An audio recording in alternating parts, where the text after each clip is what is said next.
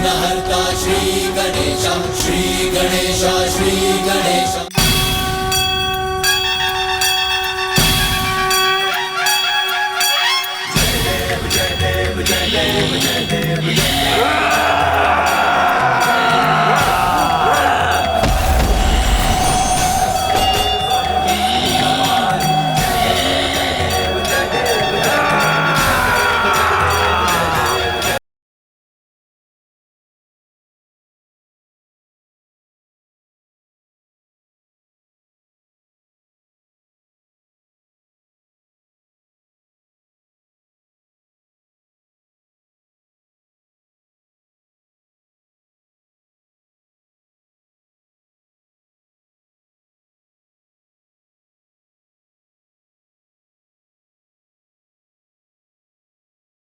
मेरी विवशता का लाभ उठाकर तुमने जो दुष्टता की है उसका तो अत्यंत भयंकर दंड प्राप्त होना चाहिए तुम्हें।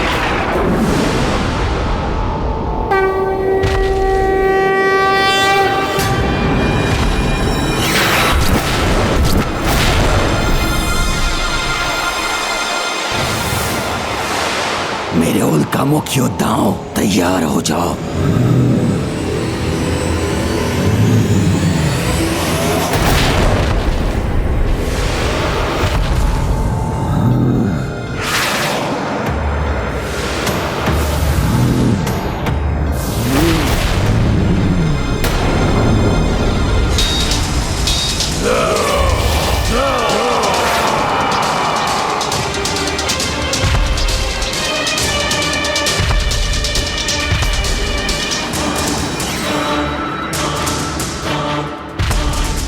हमारे रहते हुए आप आगे नहीं बढ़ सकते गणेश जी, हम आपको रोक लेंगे।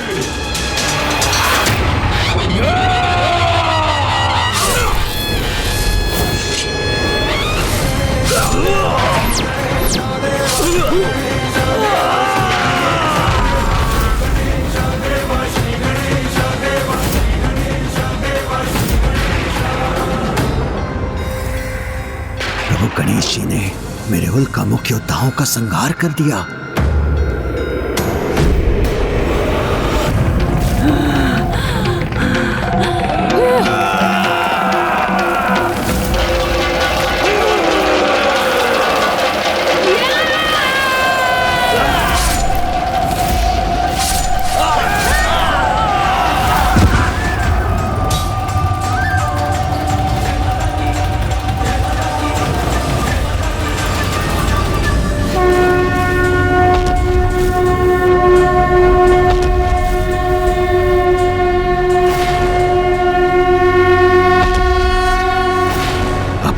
सुरक्षा का एक ही उपाय है।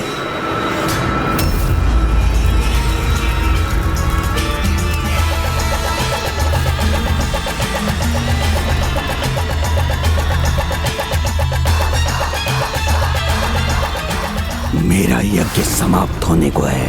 महाशिव प्रकट होते ही होंगे। बस थोड़ा और समय चाहिए मुझे।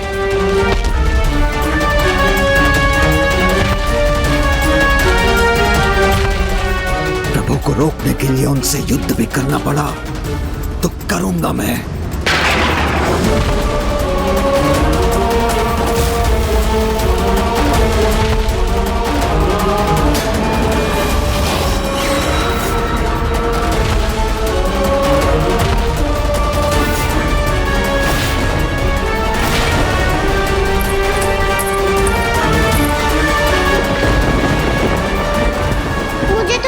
पिताश्री मेरा काम मानकर युद्ध रोक देंगे, किंतु उन्होंने तो अपने हाथों में अस्त्र धारण कर लिया।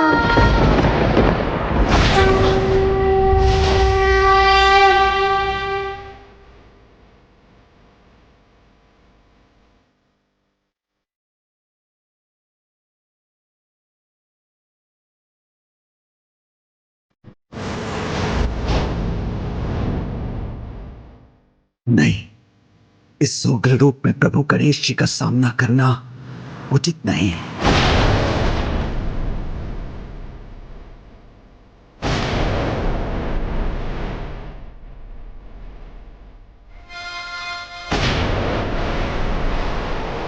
कहीं क्रोधादेश में तब वो अष्ट गणेश भंडासुर का अंत ही न करते। यदि ऐसा हुआ तो बहुत बड़ा अनर्थ हो जाएगा, कि भंडासुर का अंत तो माता ललिता द्वारा ही नियत है। भंडासुर, मेरे रूप में तुम्हारा काल तुम्हारी ओर बढ़ रहा है। अब तुम्हारा बचना असंभव है।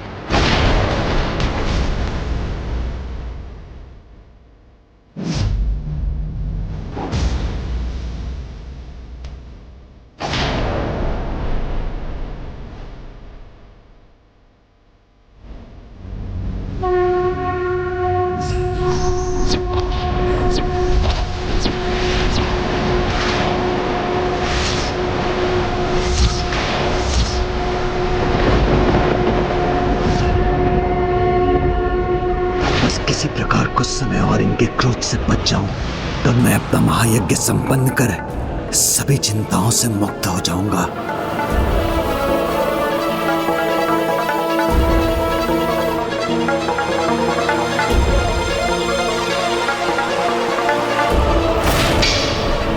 प्रभु, आप परवार कर आपका अपमान नहीं कर सकता। मैं आपका परम भक्त जो हूं प्रभु। सदा आपकी पूजा और सेवा में समर्पित रहने के लिए ही तो आपको सदा निकट रखा था प्रभु।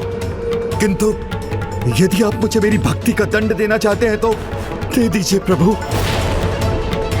इतना तो चलता है। मेरे जन्मदाता हैं आप, तो मेरा अंत करने का भी अधिकार है आपको, भले ही मैं निर्दोष क्यों ना हूं। आप मेरे प्राण लेना चाहते हैं ना, तो लीजिए प्रभु।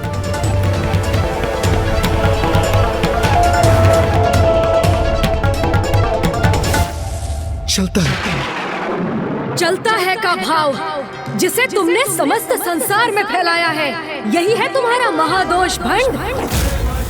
तुम वो हो जिसके लिए अपने भगवान को विवश करने का अधर्म करना चलता है। अपने स्वार्थ सिद्धि के लिए किसी को भी कष्ट देना चलता है। अपनी ही बहन को युद्ध विराम के समय रात्रि में आत्मघात करने पर विवश करने जैसा घृणित कार्य चलता है। किंतु धर्म और अधर्म का भेद भूलकर दूसरों के अहित को अपने हित का आधार बनाने वाले अधर्मियों को रोकने का चलता है कि इस भाव के अंत और पापियों को दंडित करने का समय अब आ गया है।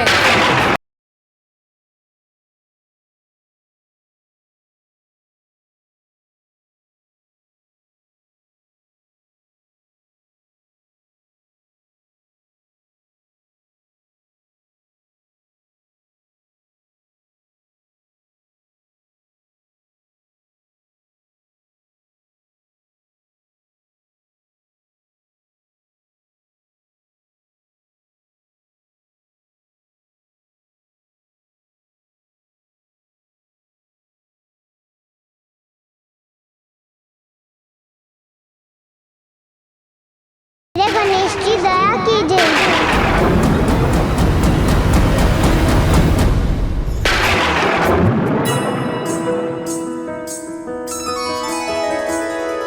जय गणेश जय गणेश जय गणेश देवा, माता जाकी पार्वती पिता महादेवा।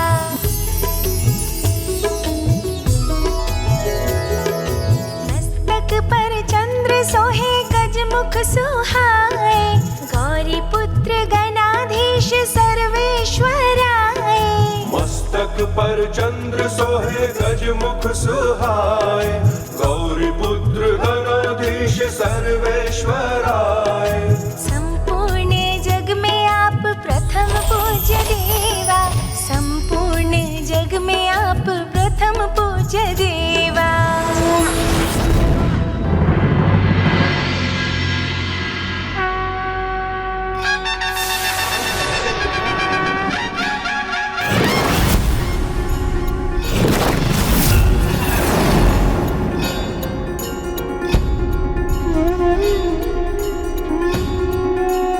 प्रणाम प्रभु गणेश जी। मेरी विनती सुनने के लिए आपको कोटि कोटि धन्यवाद। कल्याण हो।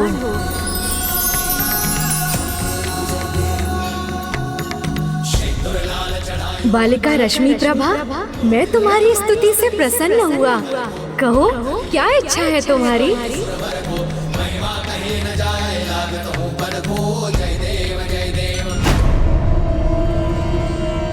पिताश्री, आपके समान मैं भी आपसे बस नहीं करती हूँ।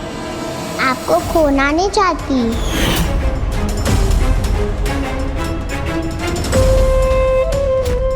मैं सुरक्षित रहूं, मुझे अमृतत्व प्राप्त हो, इसके सिवाय क्या इच्छा होगी इसकी?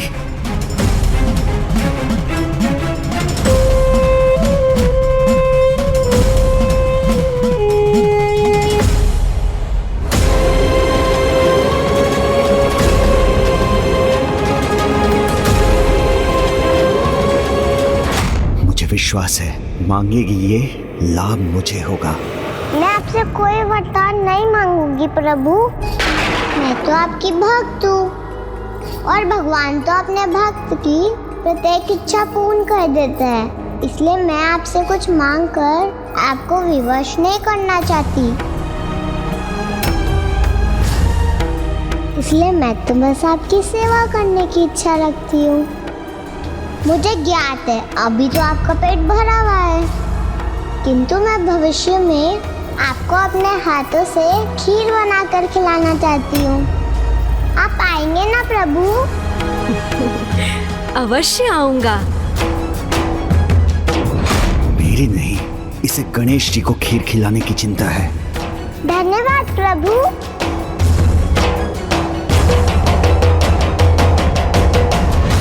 भंडासुर, धर्मपरायणता के जिस शिखर पर तुम्हारी पुत्री है, वहाँ तो तुम्हें होना चाहिए था। उसके समान तुम्हें भी ज्ञात होना चाहिए था कि अपने ईश्वर से प्रेम करना, उनकी स्तुति वंदना कर, उनकी भक्ति करना और उन्हें प्रसन्न कर उनकी इच्छा से वरदान प्राप्त करना धर्म की मर्यादा के अनुसार उचित है। किंतु जो तुमने किया, अपने ईश्वर को अपनी भक्ति से विवश कर उनकी अनिच्छा से शक्तियाँ प्राप्त करना सर्वथा अनुचित है, अधर्म है। और जो अधर्म से शक्तियाँ प्राप्त करता है वो आरंभ में शक्तिशाली अवश्य हो जाए, किंतु अंत में उसे भयंकर दुर्दशा का सामना अवश्य करना पड़ता है।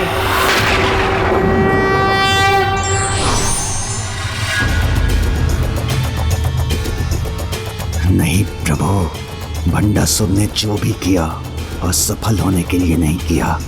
कुछ समय की बात और है, फिर आप स्वयं देखेंगे कि दुर्दशा होगी अवश्य, किंतु मेरी नहीं, उस देवी और उसकी देवी सेना की।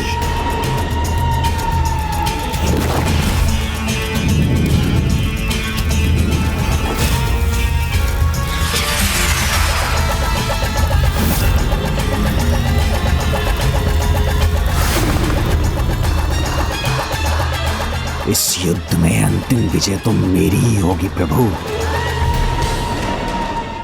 विघ्नहर्ता श्री गणेश जी की प्रणाम माता। मुझे क्षमा कीजिए माता, मेरे कारण आपकी सेना को इतने विघ्न का सामना करना पड़ा। किंतु पुत्र, तुम्हारे कारण ही तो ये देवी सेना उन विघ्नों से मुक्त हुई है। माता, उसका कारण भी मैं नहीं, आप ही हैं। क्योंकि यदि आपने मेरे सभी 8 अवतारों को एक साथ प्रकट न किया होता तो मैंने जो भी किया उसकी प्रेरणा भी तो मुझे तुम्हारे यहाँ होने से ही प्राप्त हुई है पुत्र। जिस प्रकार सूर्य की एक किरण से रात्रि का अंधकार छट जाता है, उसी प्रकार विघ्नहर्ता के होने से निराशा आशा का रूप ले लेती है। बुद्धि संकट को दूर करने का उपाय सुझाती है। इसीलिए मैं तुम्हें ये आशीर्वाद देती हूँ, तुम्हारी महिमा प्रत्येक ब्रह्मांडों में, प्रत्येक कल्प में इसी प्रकार स्थिर रहेगी पुत्र। तुम सदा प्रथम पूज्य के रूप में स्थापित रहोगे और विघ्नहर्ता कहलाओगे।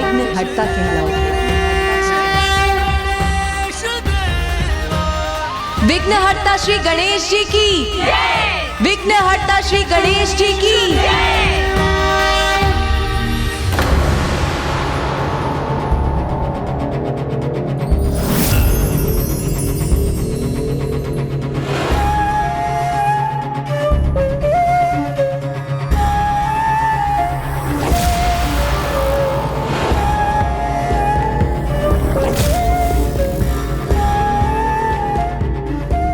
हुआ माता?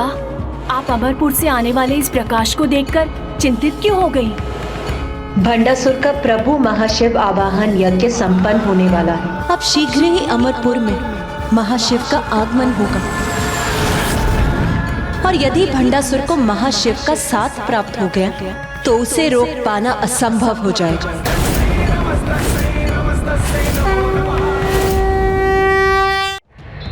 ओम महाशिवाय नमः।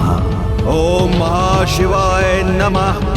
ओम चैतन्य रूपाय नमः। ओम महाशिवाय नमः। ओम महाशिवाय नमः। ओम चैतन्य रूपाय नमः। ओम चैतन्य रूपाय नमः। ओम महाशिवाय नमः। और मैं प्रभु महादेव का वरदान प्राप्त कर भंडासुर 60 सहस्त्र वर्षों तक अपना राज स्थापित करने में सफल हुआ था। यदि इस बार उसने प्रभु महाशिव का वरदान प्राप्त कर लिया तो अनंत काल तक अपनी सत्ता स्थापित करने में सफल हो जाएगा। माता, पूर्व में जब आपकी सेना पर महादेव का रूप धरकर आए असुरों ने आक्रमण किया था तो उनका सत्य जानते हुए भी महादेव के रूप का मान रखने के लिए ही आपकी सेना में से किसी ने भी उन पर अस्त्र नहीं उठाए थे। फिर अब इन असुरों की पराजय कैसे होगी जब स्वयं प्रभु महाशिव उनके साथ होंगे? ओम आदिशंकराय नमः। ओम आदिशंकराय नमः। इस दुष्ट का यज्ञ संपन्न हो गया तो यह धर्मी एक निर्मम आखेटक के समान धर्म का आखेट करेगा और उसे विलुप्त हो जाने पर विवश कर देगा।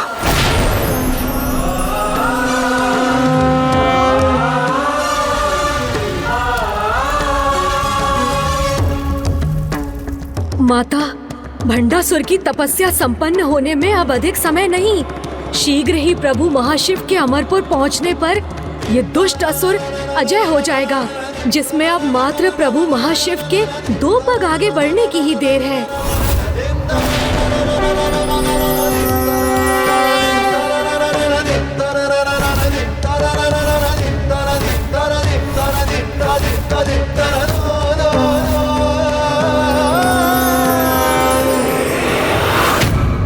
जब प्रभु की शक्ति ही थम जाएगी तो वो आगे कैसे बढ़ सकेंगे?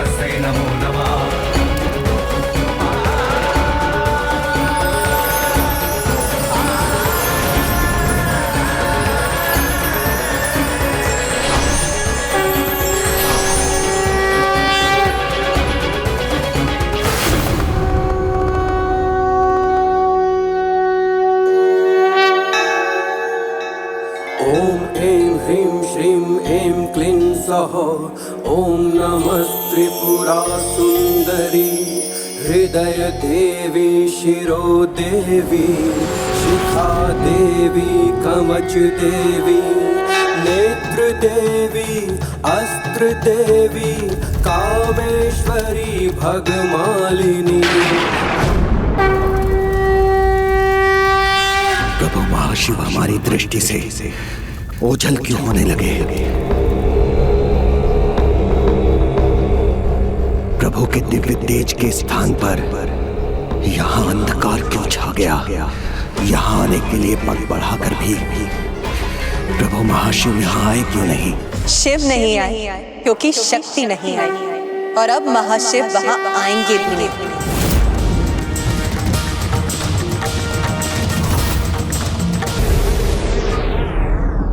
मेरे यज्ञ की अग्नि शांत क्यों हो गई? मेरी तपस्या संपन्न होने से पहले ही प्रभु महाशिव का आगमन क्यों रुक गया?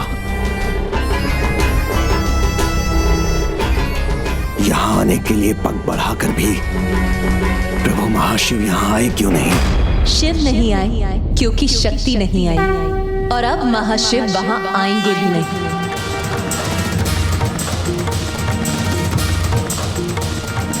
भंडासुर को प्रभु की एक ही झलक से संतोष करना होगा, क्योंकि प्रभु के दर्शन और प्रभु का आशीष तो उसे तब प्राप्त होता है जब वो कपट से नहीं अपितु उचित उद्देश्य से अपना तप संपन्न करता है।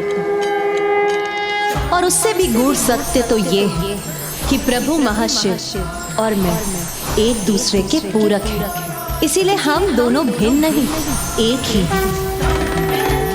और जो एक है वो एक दूसरे की इच्छा के बिना कहीं कैसे जा सकते हैं। किंतु यदि भंडासुर को ये सत्य ज्ञात हो जाए तो भी वो सत्य को कदापि नहीं समझ सकेगा। श्री माता ललिता की जय, श्री माता ललिता की जय, प्रभु महाशिव की जय, प्रभु महाशिव की जय, श्री माता ललिता की जय, श्री माता ललिता की जय, श्री माता ललिता की जय। जय जयकार इनकी नहीं, मेरी होनी चाहिए थी।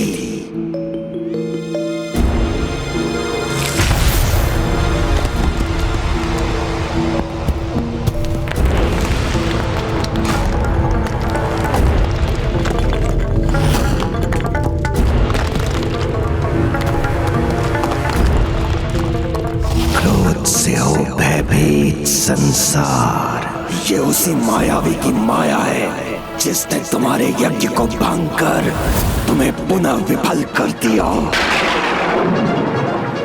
और तुम कुछ भी ना कर सके। ईर्ष्या से मिलती है सत्ता। आज तो तुम्हारी विजय के साथ तुम्हारा गुणगान होना चाहिए था, किंतु उस मायाविनी ने सब कुछ छीन लिया तुमसे। मोह पाश में सब संसार, ना तुम उसकी माया के कारण प्रभु गणेश जी की कृपा से वंचित होते और ना ही तुम्हारा यज्ञ अधूरा रहता।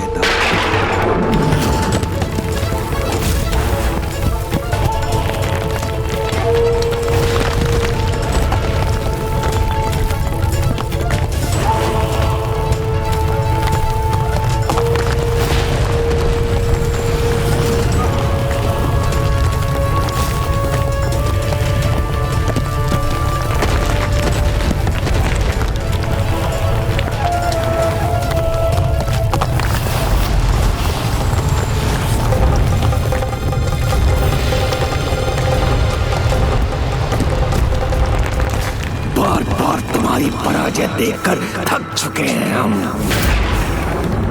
किंतु तुम्हें जैसे अपने घोर अपमान का आभास ही नहीं। महान असुर महानायक भंडासुर हो तुम, तो अपनी महानता का प्रमाण दो, क्योंकि अतीत के अन्य असुर सम्राटों के समान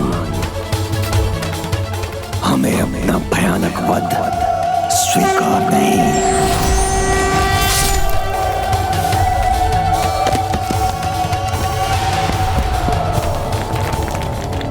अब पीछे हटने में ही हमारी सुरक्षा है।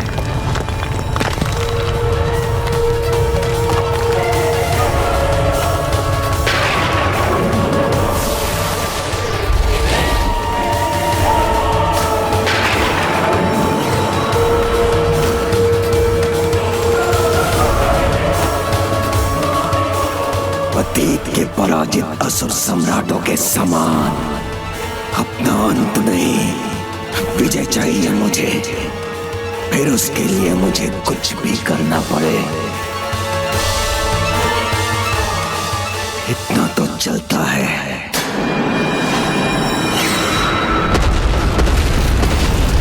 माता, आज की पराजय सहना तो भंडासुर के लिए अत्यंत कठिन होगा, क्योंकि उसने एक ही दिवस में अपने पुत्रों, अपने आराध्य गणेश जी और शिव जी का साथ खो दिया है। नहीं देवी दंडीनाथ, जो अहंकार से ग्रस्त, उनके लिए वास्तविकता को समझकर स्वीकार कर पाना अत्यंत कठिन होता है। इसीलिए भंडासुर तो अभी भी आशावान कि वो विजय प्राप्ति का कोई ना कोई उपाय तो अवश्य ही ढूंढ लेगा। गुरुदेव, मुझे तो ये क्या था कि शिष्य को अपनी पराजय को विजय में परिवर्तित करने का मार्ग बताना गुरु का कर्तव्य होता है। किंतु हम असुरों का कैसा दुर्भाग्य है, हमारे गुरु यहाँ ध्यान में मग्न हैं और वहाँ हमारी दुर्दशा हो रही है। मैं आपका अपमान नहीं करना चाहता गुरुदेव, किंतु जब वहाँ हमारे असुरों का संहार हो रहा है तो अपने गुरु को यहाँ हाथ पर हाथ धरे बैठे देख मेरे हृदय की पीड़ा भी मेरे कटु शब्दों का रूप ले रही है। माता, अनेकों बार इनका विनाश होने पर भी ये असुर सुधरते क्यों नहीं, जबकि इनका अंधकारी इतिहास इनके अनेकों पराजित महायोद्धाओं के नामों से भरा हुआ है। मैं उन महासुरों का नाम स्मरण कराऊं गुरुदेव, जो आपके ही मार्गदर्शन में पराजित हुए थे? तो सुनिए, उनमें सर्वप्रथम थे मधु और कैटभ, जिनका अंत देवी योग माया की सहायता से स्वयं नारायण ने किया था। फिर आए महान असुर योद्धा महिषासुर, जिसका वध देवी कात्यायनी के हाथों हुआ। फिर अति शक्तिशाली, अति ऊर्जावान महान असुर भ्राता शुंभ निशुंभ ने अपना साम्राज्य स्थापित किया था। जिन दोनों का संहार माता विंध्यवासिनी ने मात्र एक क्षण में कर दिया।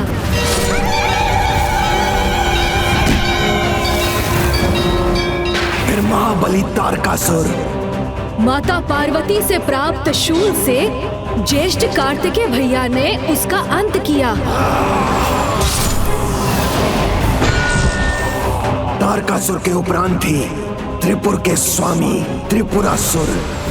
गणेश जी द्वारा निर्मित रथ पर सवार होकर मात्र एक ही बाण से स्वयं महादेव ने उसका सर्वनाश किया। फिर महासुर भ्राता हिरण्याक्ष और हिरण्यकश्यप, वो दोनों असुर नारायण के नरसिंह अवतार के द्वारा काल की भेंट चढ़े।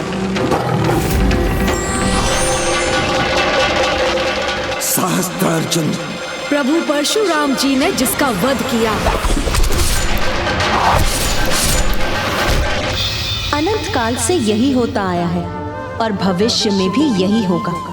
त्रेता युग में नारायण अपने श्री राम अवतार, भ्राता लक्ष्मण और महादेव के अवतार श्री हनुमान की सहायता से रावण, कुंभकर्ण और मेघनाद जैसे असुरों का वध करेंगे।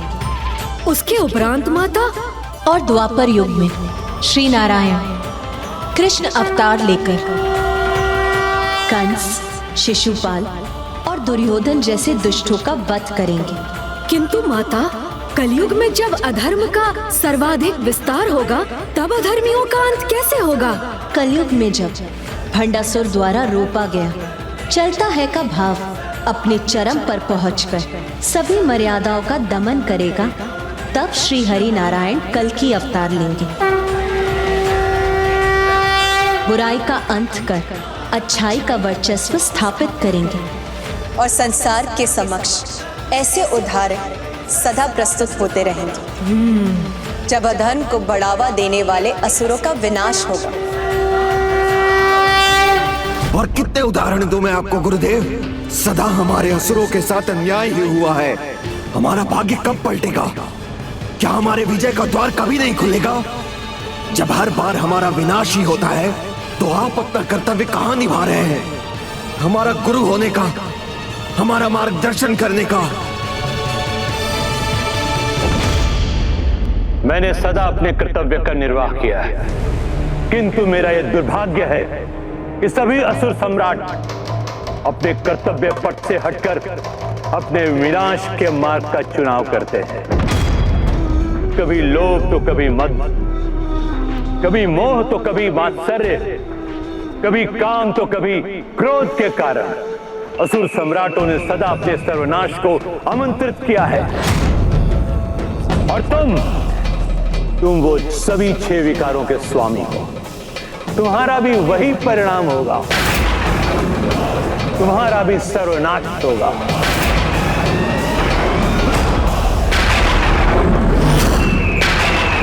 नहीं गुरुवर, आपका कर्तव्य तो हमें हमारे सर्वनाश से सुरक्षित रखकर हमारी विजय का उपाय सुझाने का है। इसका निर्वाह तो आपको करना ही होगा। माता, तो क्या ये असुर बार बार इसी प्रकार अपने विनाश को आमंत्रित करेंगे? क्या विनाश ही इनकी दुष्टता नष्ट करने का एकमात्र उपाय है? पुत्र गणेश, सृजन, पालन और विनाश के क्रम में सृजन और विनाश का अटूट संबंध,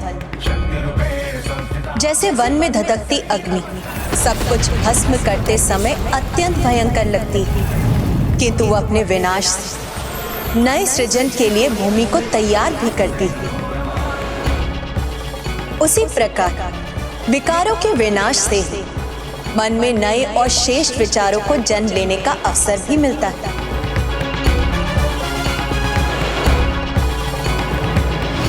अपने भाग्य को परिवर्तित कर अपने विनाश को रोकने का चुनाव करने का अधिकार तो सभी सम्राटों के पास था, जिसका लाभ उन्होंने उठाया नहीं। किंतु तुम अभी भी अपने विवेक को जागृत कर वो चुनाव कर सकते हो जिससे तुम भी सुरक्षित रहो और असुर समाज भी। बुद्धिमान वही होता है भंडासुर जो अन्य किसी के भूल से सीख लेकर उचित मार्ग अपनाता है। अतीत के असुर सम्राटों की भूलों से सीख लेकर माता पराशक्ति से युद्ध करने की इच्छा त्याग दो। विनाश के पूर्व और विनाश के पश्चात अपने कर्मों को सुधारने का अवसर सबको मिलता है।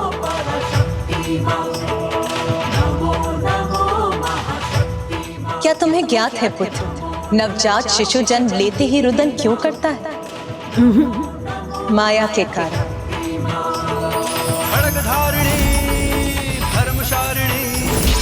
हम सब की रक्षा करो। और वो अपने नए जीवन पूर्व के दोषों और पापों को ना दोहराने का प्रण लेता है, किंतु वो अपने नए जीवन के साथ जैसे ही सांसारिक माया जाल में प्रवेश करता है वो सब कुछ भूल जाता है जो उसके प्रथम रुदन का कारण बनता है। तो माता, जब सभी को अच्छाई के मार्ग पर चलने की प्रेरणा प्राप्त होती है, तब भी अनेक जीव स्वार्थ सिद्धि के लिए अधर्म क्यों करने लगते हैं? क्योंकि माया के प्रभाव में आकर अधिकतर जीव जीवन के प्रारंभ में ही संसार के माया जाल से भ्रमित हो जाते हैं और अपने अंतरात्मा के स्वर को नकार देते हैं। किंतु कुछ जीव ऐसे भी होते हैं जो निरंतर इस माया जाल से संघर्ष करते रहते हैं। वही इस माया का रहस्य समझकर सुपथ पर लौटने में सफल हो पाते हैं, और वो माया कोई और नहीं, मैं ही हूँ।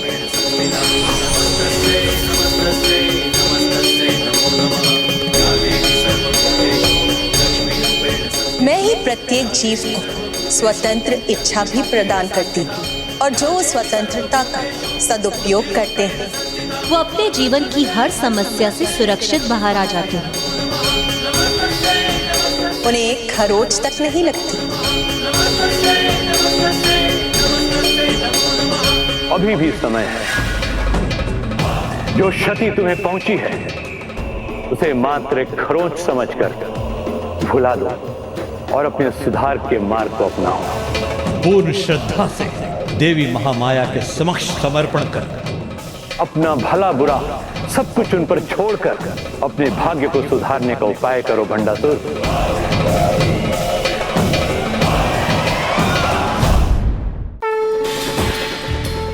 प्रत्येक भगवान ने अपने हाथों में जो अस्त्र धारण किए हैं उनका भी एक महत्व है। जैसे मेरे उग्र रूप में देवी काली के हाथों में कैंची विनाश का नहीं, जीव की पूर्व के बुरे कर्मों के प्रभाव को काटने का साधन है।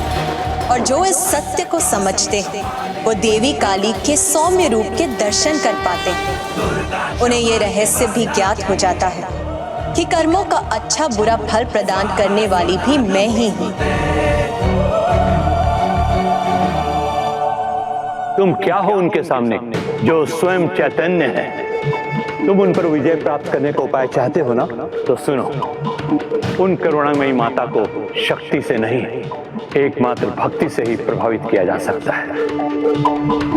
समय के अनंत धारा के किसी भी भाग में, किसी भी युग में जो सच्चे मन से ईश्वर का ध्यान करता है, मेरी कृपा दृष्टि से वही कर्मों के चक्रव्यूह से मुक्त हो पाता है। इसलिए चैतन्य महाशक्ति का नाम स्मरण कर सुधार लो अपने कर्मों को, अपने कपट और चलता है कि प्रवृत्ति को त्याग दो। माता के चरणों में गिरकर उनसे क्षमा याचना करो। अपनी इच्छा उनके अधीन कर उन्हें ही अपनी नियति निर्धारित करने दो। कहो भंडासुर, कर सकोगे ऐसा? मेरे बताए सरल और सुगम मार्ग पर चल सकोगे तुम? बोलो भंडासुर। गुरुदेव, मैंने आपसे अपने विनाश को रोकने का मार्ग पूछा था।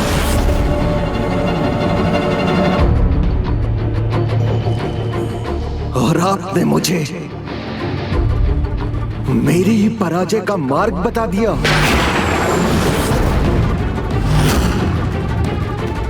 सुझाना ही है तो असुरों के इतिहास पर जो पराजय का कलंक है उसे मिटाने का उपाय समझाइए, अन्यथा उसका परिचय दीजिए जो मुझे ऐसा महाशक्तिशाली अस्त्र देने में समर्थ है जिससे मैं किसी को भी पराजित कर सकूं।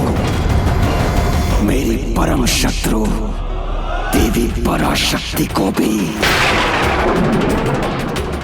यदि यही तुम्हारी इच्छा है तो तुम्हें अपने दिवंगत पुरखों के पास जाना चाहिए। मात्र वही है जो महाशक्ति की शक्ति से सर्वाधिक परिचित है। असुरों के ये कल के नायक ही आज के असुर नायक की सहायता कर सकते हैं।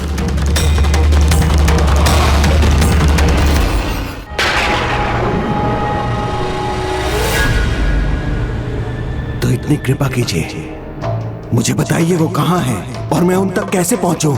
स्वर्ग उन्हें मिल नहीं सकता और अपने अत्यंत बुरे कर्मों के कारण नरक भी उनके लिए वर्जित है। शरीर का मोह, मृत्यु के बाद भी त्यागने में असमर्थ, वो सभी लोकों में सबसे भयंकर स्वर्ग और नरक के बीच ऐसे अंधकारी अधर में त्रिशंकु बने अनेकों भयानक कष्ट भोग रहे हैं,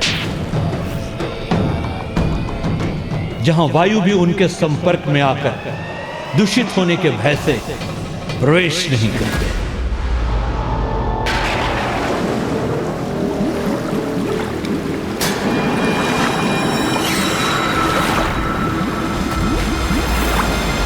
वो किस अवस्था में है ये जानने में मुझे कोई रुचि नहीं है।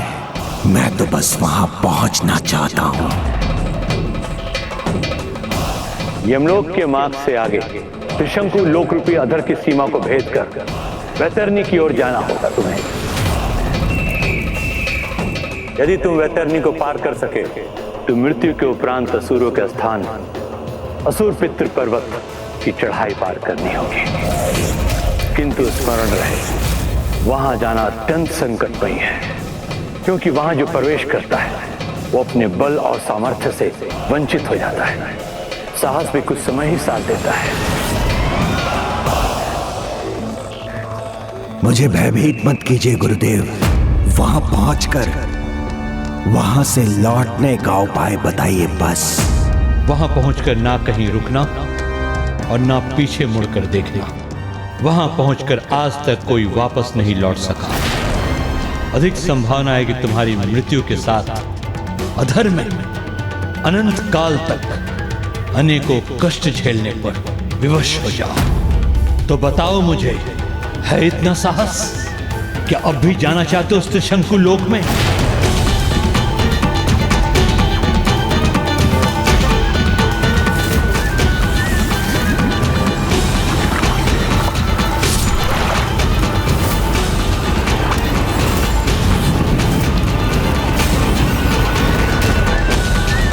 बोलो भंडासुर, वहां जाओगे तुम?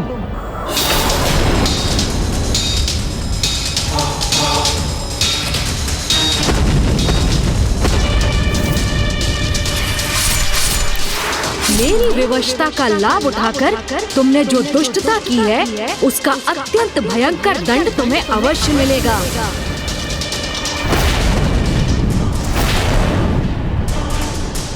जाऊंगा, अवश्य जाऊंगा।